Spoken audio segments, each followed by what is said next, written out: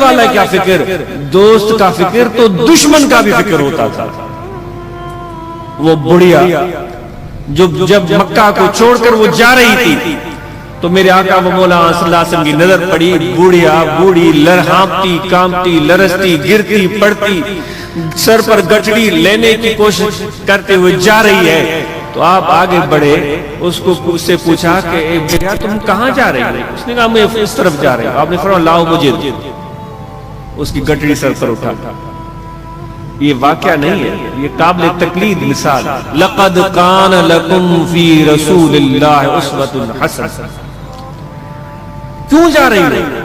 اس نے کہا کہ میرے ماں باپ بھی یہیں رہتے تھے، میرے رشتہ دار بھی یہیں ہیں، لیکن مکہ کو چھوڑ کر اس لیے جا رہی ہوں کہ نعوذ باللہ ایک جادوگر پیدا ہوا ہے، وہ کوئی کتاب یا کوئی آیات سناتا ہے، لوگ اس کے دیوانے ہو جاتے ہیں، اس پر جان نچھاور کرتے ہیں، اپنے ماں باپ کا جو پرانا دین ہے وہ چھوڑ دیتے ہیں، بتوں کو پوجنا چھوڑ دیتے ہیں، وہ کسی ایک خدا کے سامنے سے دریز ہو جاتے ہیں۔ تو میں اس شہر کو چھوڑ کر جا رہی ہوں کہ اس کے جادو کا اثر نعوذ باللہ من ذالک مجھ پر بھی نہ ہو جائے، وہ برا بھلا کرنے لگے۔ آپ اس بوڑھیا کے پیچھے جا رہے ہیں، بات چیت جاری، چلتے چلتے چلتے جب وہ گاؤں آ گیا، اس بڑھیا کو اس گھر تک پہنچایا، گٹھڑی اس کے حوالے کی، تو روایات میں آتا ہے آپ نے سلام کیا، جانے لگے، اس بڑھیا رک گئی، اس نے کہا اے نوجوان کہاں جا رہے ہیں؟ اتنا احسان کیا ہے، اتنی دور سے مجھ کو یہاں تک لے آیا ہے، میرا سامان اٹھایا ہے، میری باتیں سنی ہے، میری دلجوئی کی ہے، نام تو بتا کر جاؤ، تمہارا نام کیا ہے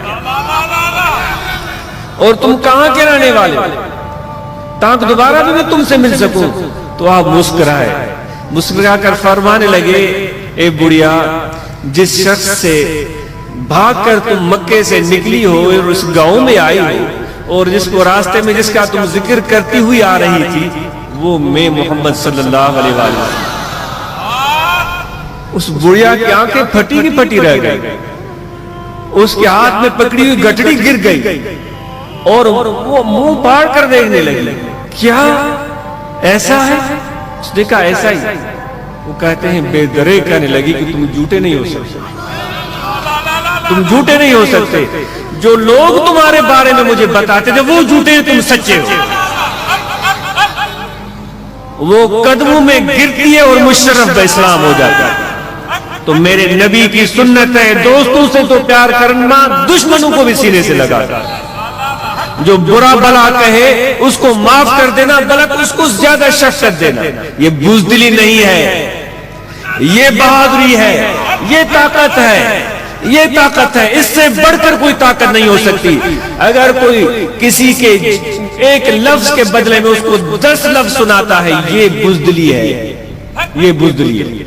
میرے آقا نے جو معیار ہمیں سکھایا، میرے نبی نے جو ہمیں معیار سکھایا، وہ یہی ہے جو غوث اعظم محبوب سبحانی قطب ربانی شیخ عبد القادر جیلانی رضی اللہ تعالیٰ عنہ بغداد میں جو اخلاق سکھاتے تھے، وہ یہی ہے دوستو۔ وہ کوئی قصے کہانیاں نہیں سناتے تھے، وہ خطاب کرتے تھے، لوگوں کے دلوں سے بات کرتے تھے۔ وہ ان کانوں سے سننے کی باتیں نہیں ہوتی دوستو۔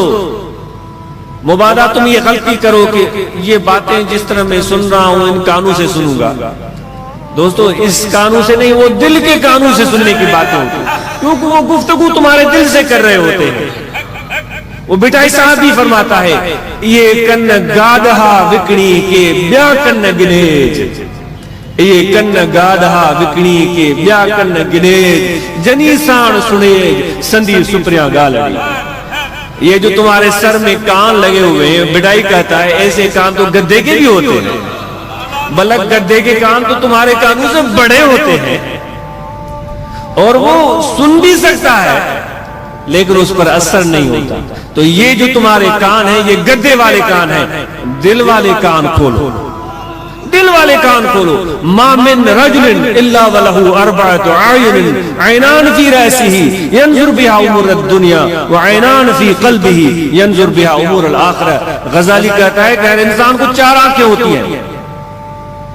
آپ کہیں گے یہ کیسی بات کہی اس نے؟ وہ کہہ رہا ہے 4 آنکھیں ہوتی ہیں، کہہ رہا ہے 2 آنکھیں تو اس کے سر میں ہوتی ہیں جو سب کو ہے، جن سے وہ دنیاوی کام دیکھتا ہے۔ غزالی کہتا ہے 2 آنکھیں اس کے دل میں ہوتی ہیں، دعا کہ اس کے دل میں ہوتی ہے جس سے آخرت کے امور دیکھتا ہے۔ تو اس لیے دوستو وہ جو غوث اعظم نے خطاب کیا ہے وہ تمہارے دل سے باتیں کی ہیں، وہ دل سے سننے کے قابل باتیں ہوتی ہیں، وہ تمہارے دل پر آئیں گی اگر تمہارے دل کا دریچہ کھل جائے۔ دل کے دریچے بند ہیں، دل ہمارا سن نہیں رہا ہے، دل ہمارا مردہ ہے۔ یہ زندگی جو ہم اور آپ کو حاصل ہے، یہ زندگی تو ایک عام زندگی ہے، یہ تو جانوروں کو بھی ہے۔ انسان جو اصل تیری زندگی ہے وہ تیری روحانی زندگی ہے۔ غوث اعظم کی خدمت میں سب لوگ آتے تھے لیکن گناہگار زیادہ آتے تھے، فاسق و فاجر زیادہ آتے تھے، ڈاکو اور لٹیرے زیادہ آتے تھے، عام لوگ زیادہ آتے تھے، اور وہاں آتے تھے تو ان کی آنکھوں سے آنسو رواں ہو جاتے تھے۔ یہ نہیں کہ بڑے بڑے علامے آ کر بیٹھتے تھے، عام انسان آ کر بیٹھتے تھے، اور جب وہاں سے اٹھتے تھے تو ان کی زندگیاں تبدیل ہو جاتی تھی، ان کے کردار تبدیل ہو جاتے تھے، انسانیت ان میں آ جاتی تھی۔ تو دوستو حضرت غوث اعظم رضی اللہ تعالیٰ عنہ کیا فرماتے ہیں؟ وہ فرماتے ہیں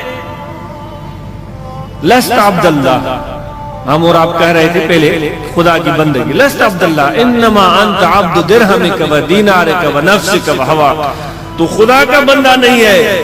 وہ غوث اعظم فرما رہے ہیں تم بندے ہو تو اپنے روپے کے بندے ہو، اپنے درہم کے بندے ہو، اپنے ڈالر کے بندے ہو، اپنے پاؤنڈ کے بندے ہو، اپنے نفس کے بندے ہو، اپنے خواہش کے مارے ہوئے